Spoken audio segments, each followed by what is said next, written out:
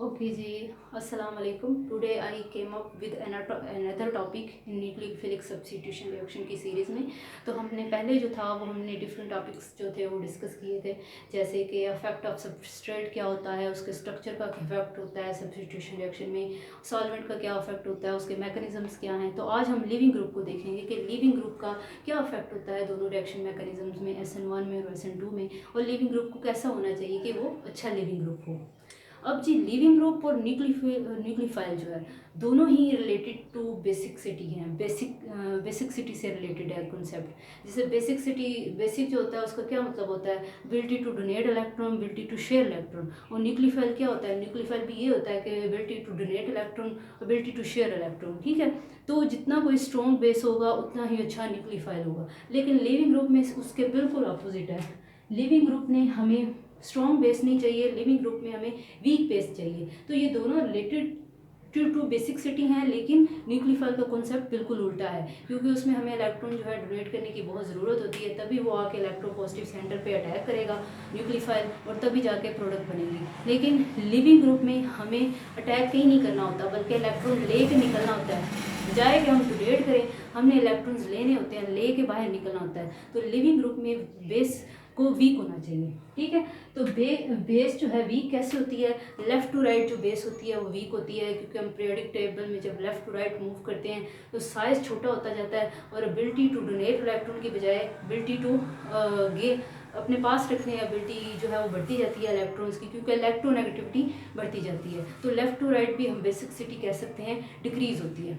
अब top to bottom जो है वो बेसिकसिटी असल में इंक्रीज होती है, लेकिन यहाँ पे हम लिविंग ग्रुप को डिस्कस कर रहे हैं, और लिविंग ग्रुप हमेशा बॉन्ड में होता है। तो यहाँ पे अगर बॉन्ड में लिविंग ग्रुप है, वही अगर कोई ग्रुप है और वो लेफ्ट ऊपर से नीचे जो है जब उसका साइज इंक्रीज होता है, तो बॉन्ड में जिसका इफेक्ट है बेसिकसिटी का वो बिल्कुल उल्ट जाएगा। फॉर एग्जांपल अगर हम बात कर रहे हैं फ्लोरीन की, ब्रोमीन की, क्लोरीन की और आयोडीन की, तो ये ऊपर से नीचे साइज इंक्रीज होता है, और साइज इंक्रीज होने की वजह से ऑर्बिटल बढ़ते हैं, और इलेक्ट्रॉन जो है उनको निकालना, डोनेट करना बहुत इजी हो जाता है। लेकिन वही चीज़ अगर हम बाण में लगा दें फ्लोरीन और एंड पे आयोडीन कर देते हैं, तो वही चीज़ जो एबिलिटी टू डोनेट इलेक्ट्रॉन थी, मतलब जो एबिलिटी टू शेयर इलेक्ट्रॉन्स थी, वो बढ़ने के बजाय कम हो जाएगी ऊपर से नीचे। कैसे कम हो जाएगी, क्योंकि जो जो इसका साइज जो बढ़ेगा, तो बजाय कि वो इस बॉन्ड के साथ, बॉन्ड कैसे बनता है, दोनों इलेक्ट्रॉन शेयर करते हैं। तो बेसिकसिटी की एक डेफिनेशन तो है नहीं डोनेट करना। तो अगर हम अकेले को देखें फ्लोरीन, क्लोरीन, ब्रोमीन, आयोडीन की, तो ऊपर से नीचे जब आएगा, जब वो अकेला है किसी बॉन्ड में नहीं है, तो उसकी एबिलिटी टू डोनेट इलेक्ट्रॉन वाकई ज़्यादा है। लेकिन बेसिकसिटी का एक और डेफिनेशन है जो हम लिविंग ग्रुप के लिए यूज़ करें, वो है एबिलिटी टू शेयर इलेक्ट्रॉन। लेकिन अगर वो बॉन्डेड फॉर्म में है, आर के साथ उसने बॉन्ड बनाया हुआ है, तो ऊपर से नीचे आते हुए फ्लोरीन से ब्रोमीन, क्लोरीन, आयोडीन, उसकी एबिलिटी टू शेयर इलेक्ट्रॉन और बॉन्ड बनाने की एबिलिटी बढ़ने की बजाय कम हो जाएगी, क्योंकि साइज बड़ा हो जाएगा। तो अट्रैक्शन जो है, तो बजाय कि वो इसके साथ इलेक्ट्रॉन शेयर करे, वो इलेक्ट्रॉन लेके बाहर निकल जाएगा। ठीक है, लिविंग ग्रुप ऐसे ही बनता है ना, लिविंग ग्रुप ऐसे ही बनता है कि इलेक्ट्रॉन वो शेयर नहीं करता, बल्कि इलेक्ट्रॉन लेके बाहर निकल जाता है। तो इसकी इलेक्ट्रोनेगेटिविटी भी आर से ज़्यादा है, इसका साइज भी बड़ा है, तो वो शेयर नहीं करेगा। अगर वो छोटा होता, जैसे फ्लोरीन है, ठीक है, अगर वो फ्लोरीन होता तो वो आराम से, इलेक्ट्रोनेगेटिविटी का डिफरेंस बहुत ज़्यादा होता है। यहाँ इलेक्ट्रोनेगेटिविटी का आर और आई में इतना डिफरेंस नहीं है जितना इलेक्ट्रोनेगेटिविटी का इसमें डिफरेंस है। ठीक है, आर और एफ में इलेक्ट्रोनेगेटिविटी का बहुत ज़्यादा डिफरेंस है।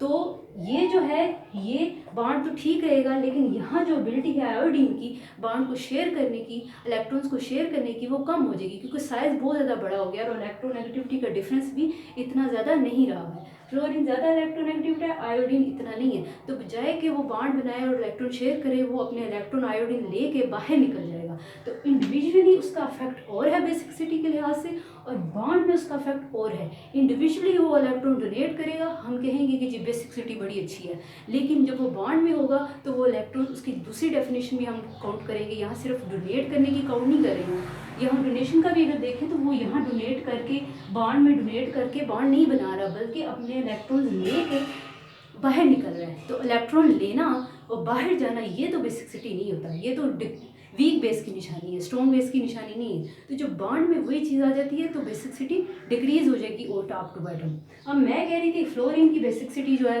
वो इंक्रीज होगी क्योंकि इलेक्ट्रोनेगेटिविटी का डिफरेंस है। लेकिन यहाँ हमने डिस्कस किया था लेफ्ट टू राइट जो है बेसिसिटी डिक्रीज होती है, तो यहाँ पर इंक्रीज का इफेक्ट क्यों आ रहा है? तो ये इफेक्ट जो है वो इज रिलेटेड टू, वो भी यही इफेक्ट आ जाता है कि अगर हम अलग-अलग देखें तो बेसिसिटी तो डिक्रीज हो रही है लेफ़्ट टू राइट, लेकिन इसका मतलब ये नहीं है कि वो लिविंग ग्रुप भी अच्छा होगा। बेसिसिटी डिक्रीज होना एक फैक्ट है कि वो लिविंग ग्रुप को अच्छा करता है, लेकिन सारे केसेस में बेसिसिटी डिक्रीज हो तो लिविंग ग्रुप का अच्छा होना ज़रूरी नहीं है। और ये लेफ़्ट टू राइट वाला जो कंसेप्ट है वो इसको डिफाइन करता है कि उसमें एक और फैक्टर आ जाता है, बॉन्ड में जब वो चीज़ आ जाती है तो वो और तरह से एक्ट करता है। तो यहाँ पे जो फैक्टर आ गया है जो उसको अच्छा लिविंग ग्रुप नहीं रहने दे रहा, वो है इन दोनों का इलेक्ट्रोनेगेटिविटी का डिफरेंस।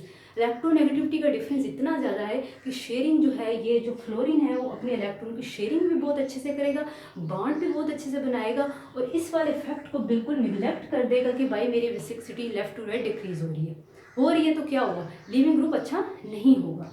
तो ये हमने देखना है कि वीक बेसिक जो होते हैं, weak basicity left to right decrease कर रही है, टॉप टू बॉटम जो है वो अगर इंडिविजुअली देखें तो इंक्रीज कर रही है, लेकिन बॉन्ड में और इफेक्ट है।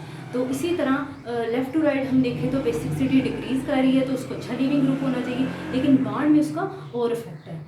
तो इन शॉर्ट तो वीक बेसिक अच्छे लिविंग ग्रुप होते हैं, लेकिन लेफ्ट टू राइट और टॉप टू बॉटम जब बॉन्ड में आते हैं तो इफेक्ट और तरह से होता है। तो ये चीज़ याद रखनी है, leaving group is very complex topic, तो इसको हमें इस तरह से समझना है। At the end leaving group को बॉन्ड से ही हम रिलेट करके फाइंड कर सकते हैं, क्योंकि लिविंग ग्रुप बॉन्ड से ही टूट के बाहर जा रहा होता है। तो हमने देखना है कि क्या फैक्टर इन्वॉल्व करते हैं। तो बॉन्ड में जो फैक्टर इन्वॉल्व करता है वो ये है कि साइज़ बढ़ने से वो जो ग्रुप हम निकालना चाह रहे हैं वो जो उसका साइज़ बढ़ेगा तो ही उसकी एबिलिटी इलेक्ट्रॉन शेयर करने की बजाय उसकी एबिलिटी ले के निकल जाने में ज़्यादा होगी, क्योंकि साइज़ बढ़ने से उसकी जो बॉन्ड बनाने की पावर है वो कम हो जाएगी।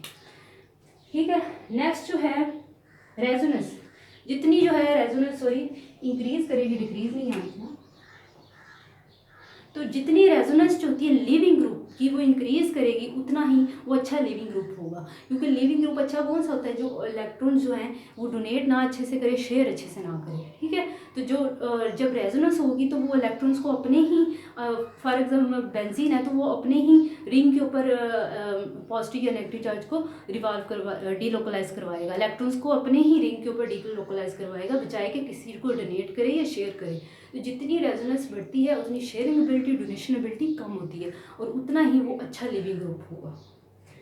उसके बाद आ जाता है कौन से फैक्टर्स हैं। अब हम बॉन्ड की तरफ सीधा आ गए हैं, पहले तो हम ग्रुप में देख रहे थे कि इंडिविजुअल क्या होता है और बॉन्ड में क्या इफेक्ट होता है, और अब हम सिर्फ बॉन्ड की बात करेंगे। अब हम SN1 और SN2 मैकेनिज्म में आ गए हैं। पहले मैंने उसको सिंपल बताया, अब मैं उस मोर रिलेटेड टू टॉपिक बताऊंगी। वो ये है कि जितना ये लिविंग ग्रुप है, वाई को लिविंग ग्रुप से रिप्रेजेंट किया है, जितना बॉन्ड्स वीक होगा दोनों में उतना ही जो लिविंग ग्रुप है वो अच्छा होगा, ज़्यादा जल्दी से निकल जाएगा। उसके बाद पोलराइजेबिलिटी बॉन्ड की जितनी ज़्यादा होगी उतना ही लिविंग ग्रुप ज़्यादा गुड लिविंग ग्रुप होगा, क्योंकि पोलराइजेबिलिटी का मतलब होता है एबिलिटी टू डिस्टॉर्ट इलेक्ट्रोक्लाउड को डिस्टॉर्ट करने की एबिलिटी, उसको ख़त्म, मतलब और एक इसकी ये डेफिनेशन है डिस्टॉर्ट करने की एबिलिटी, और दूसरी पोलराइजेबिलिटी होती है इलेक्ट्रॉन डोनेट करने की एबिलिटी। तो जो बॉन्ड होता है ना, ये बॉन्ड है, इसकी पोलराइजेबिलिटी ज़्यादा होने का मतलब ये है कि ये अपने इलेक्ट्रॉन्स, बॉन्ड के इलेक्ट्रॉन डोनेट कर देगा लिविंग ग्रुप को, और लिविंग ग्रुप वो इलेक्ट्रॉन्स लेके बाहर निकल जाएगा। तो यहाँ हम बॉन्ड की बात कर रहे हैं, बॉन्ड वीक होना चाहिए, ज़्यादा पोलराइजेबल होना चाहिए। उसी तरह आगे आ जाता है कि लिविंग ग्रुप की स्टेबिलिटी, जिस तरह कार्बोकेटाइन अगर बनता है तो उसी तरह लिविंग ग्रुप होता है एनाइन। ठीक है, उस पर नेगेटिव चार्ज होता है। तो अगर कार्बोकेटाइन की स्टेबलाइजेशन बहुत ज़्यादा इंपॉर्टेंट है तो लिविंग ग्रुप की भी बहुत ज़्यादा इंपॉर्टेंट है, क्योंकि यूनिवर्स में अगर चीज़ें जो है वो स्टेबल नहीं हो रही तो रिएक्शन प्रोसीड अच्छे से नहीं करेगा। तो लिविंग ग्रुप बनने के बाद स्टेबल होना चाहिए, चाहे वो सॉल्वेशन से हो या फिर रेजोनेंस से हो।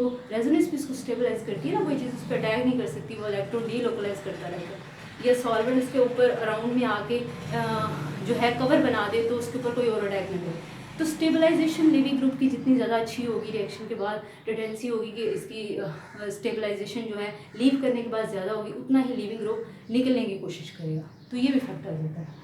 उसके बाद सॉल्वेंट का इफेक्ट, सॉल्वेंट का बहुत ज़्यादा इफेक्ट है। फॉर एग्जांपल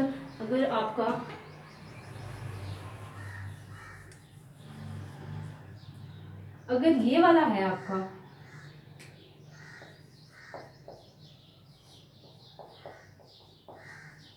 हम ये सब्स्टिट्यूशन रिएक्शन करवाना चाह रहे हैं, तो ये रिएक्शन कभी भी नहीं होगा इस तरह से, क्योंकि ये अच्छा स्ट्रॉन्ग है इसकी निस्बत। न्यूक्लियोफाइल जो स्ट्रॉन्ग अगर ना हो तो रिएक्शन सब्स्टिट्यूशन का कभी नहीं होता।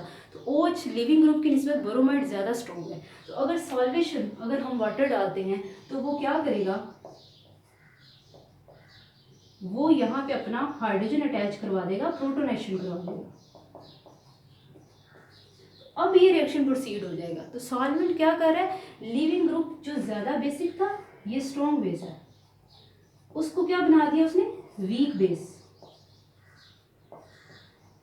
इसीलिए कहते हैं पहले वो स्ट्रॉन्ग बेस था इसलिए वो निकल ही नहीं था। तो प्रोटोनेशन के बाद, सॉल्वेशन के बाद उसने क्या कर दिया, स्ट्रॉन्ग बेस को वीक बेस बना दिया। और दूसरा उसने इलेक्ट्रोपॉजिटिव सेंटर प्रोवाइड कर दिया ताकि न्यूक्लियोफाइल इसके ऊपर आके अटैक करे और रिएक्शन हो जाए। तो सॉल्वेंट का भी बड़ा रोल होता है, किसी को स्ट्रॉन्ग बेस है तो उसको वीक बेस बनाना, और अगर कोई बैड लिविंग ग्रुप है तो उसको अच्छा लिविंग ग्रुप बनाना। तो ये है लिविंग ग्रुप का इफेक्ट। तो लिविंग ग्रुप में जो हमने ओवरऑल अगर हम देखें तो वो यही है कि जितनी ज़्यादा जो है बेस वीक होगी उतना वो अच्छा लिविंग ग्रुप होगा, और वीक बेस होने के साथ साथ उसका बॉन्ड जितना वीक होगा उतना ज़्यादा लिविंग एबिलिटी बढ़ेगी। जितनी पोलराइजेबिलिटी बॉन्ड की ज़्यादा होगी उतनी लिविंग एबिलिटी बढ़ेगी, और जितना वो स्टेबल होगा लीव करने के बाद उतना लिविंग ग्रुप ज़्यादा टेंडेंसी उसकी होगी कि वो अपने रिएक्टेंट को छोड़े और लीव कर जाए। ठीक है, उसके बाद सॉल्वेंट का फैक्टर हमने देखा।